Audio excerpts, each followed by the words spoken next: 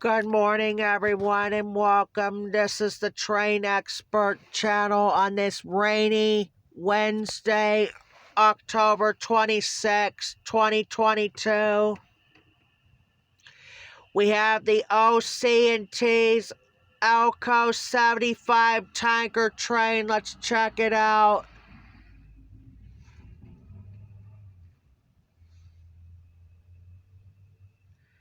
It's not going to be a long one, though. There's going to be a stop here in a second.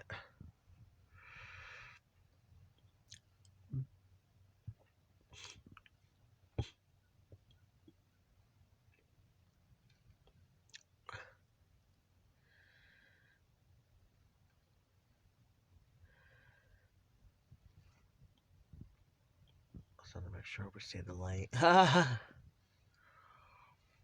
That's why. Should be a stop here in a minute.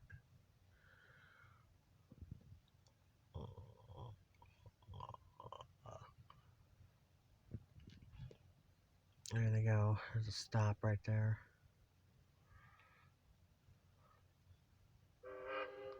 There you go. Alright, that's going to be it. We'll be back on with the next train. That'll be that tanker train heading south.